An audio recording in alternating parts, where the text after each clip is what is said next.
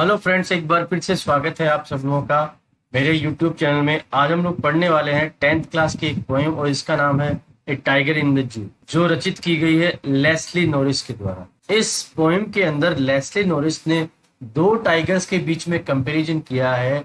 एक टाइगर जो है वो अपनी नेचुरल हैबिटेट यानी जंगल में दिखाया गया है, जो कि आजादी से घूमता है, और दूसरा टाइगर जो है उसको केज के अंदर, पिंजरे के अंदर, जू के अंदर दिखाया गया है और उसको अपनी आजादी पूरी तरह से प्राप्त नहीं है। तो चलो देखते हैं किस तरह से पोइट ने इन दोनों टाइगर्स का कंपैरिजन किया है और इनके बारे में इस कविता में क्या बताया है। He stalks in his vivid stripes the few steps of his cage on pads of velvet quite in his quiet rage। सबसे पहले स्टेंजा में कहा गया है कि he stalks in his vivid stripe। Stock का मतलब है अकड़ कर शानदार तरीके से चलना। कि टाइगर जो है अपने विविड स्ट्राइप्स के साथ में, आप जानते हैं टाइगर्स के बहुत सारी स्ट्राइप्स बनी हुई थी, धारियां बनी होती है, उनके साथ में वो इस केज के अंदर बहुत ही शानदार तरीके से चल रहा है, अकड़ के चल रहा है। लेकिन वो केवल कुछ ही कदम ले पाता है क्योंकि उसके पास इसकी आजादी नहीं है। On pads of velvet quite, और उसके जो पेड्स हैं, उसके जो पैर के नीचे गद्देदार ये जो स्पंज जैसे लगे हुए हैं वो वेलवेट की तरह है। इन इज क्वाइट रेज, और वो जो है वो रेज में, रेज का मतलब क्रोध और क्वाइट का मतलब शांति। यहाँ पे क्वाइट रेज के अंदर आप देख सकते हैं कि पोइट ने ऑक्सीमोरन का यूज किया है। ऑक्सीमोरन एक फिगर ऑफ स्पीच है, उसमें दो विरोधी चीजों का यूज किया जा सकता है। जैसे क्वाइट का मतलब शांति और रेज का मतलब क्रोध, तो दोनों बिल्कुल विरोधी हो गए।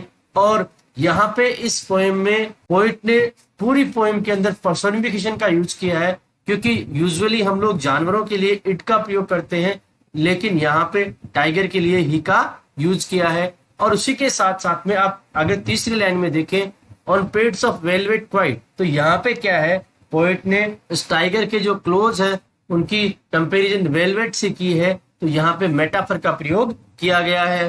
He should be lurking in shadow sliding through long grass near the water hole where plump deer pass। Lurking का मतलब है छिपना। पोइट यहाँ पे कह रहा है कि टाइगर जो है वो परछाई में या छाया में, घास फूस और पेड़ पौधों की छाया में छिप रहा होगा। Sliding through the long grass, लंबी लंबी जो घास है उसके अंदर धीरे धीरे स्लाइड करते हुए, रेंगते हुए वो आगे बढ़ रहा होगा, क्योंकि उसे शिकार करना है।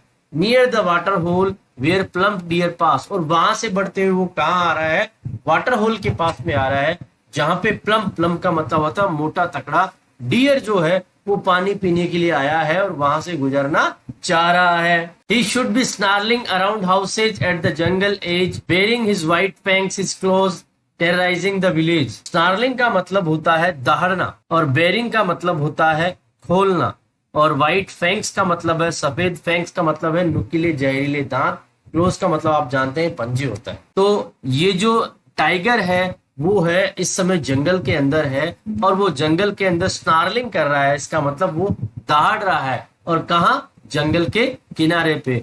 बेयरिंग हिज व्हाइट फैंक्स, और वो क्या कर रहा है, अपना मुंह खोल रहा है और अपने जो नुकीले दांत है उनको दिखा रहा है, और अपने पंजे जो है उनको भी दिखा रहा है, ताकि गांव के लोगों को वो डरा सके। But he is locked in a concrete shell, its strength behind bars, stalking the length of its cage, ignoring visitors।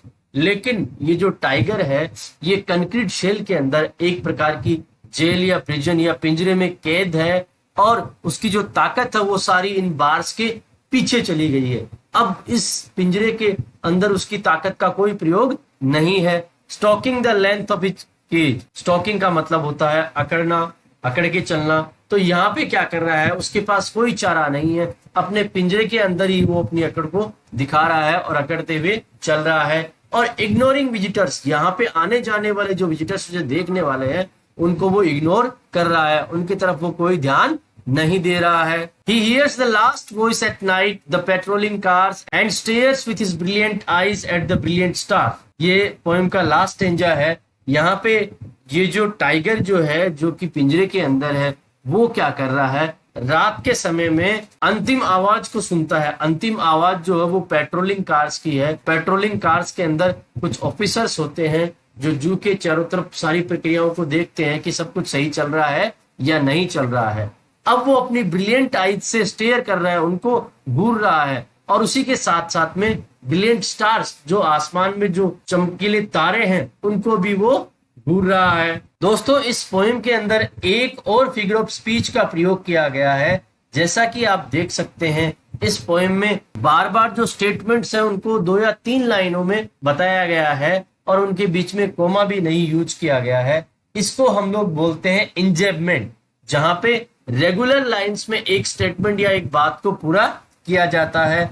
और अगर इसकी राइम स्कीम के बारे में हम लोग बात करें तो इसकी राइम स्कीम है ए, बी, सी और बी। जैसा कि आप देख सकते हैं, नाइट, कार्स, आइज और स्टार्स। तो कार्स और स्टार्स है वो राइम कर रहे हैं, तो नाइट हो गई ए, कार्स हो गई हमारी बी, आइज हो गई हमारी सी, और कार्स और स्टार्स मिल रहे हैं तो वापस यहाँ पे हो गई बी। दोस्तों, उम्मीद करता हूँ ये वीडियो आपको अच्छा लगा होगा। इसे प्लीज लाइक शेयर करें और मेरे चैनल को सब्सक्राइब भी जरूर करें। धन्यवाद।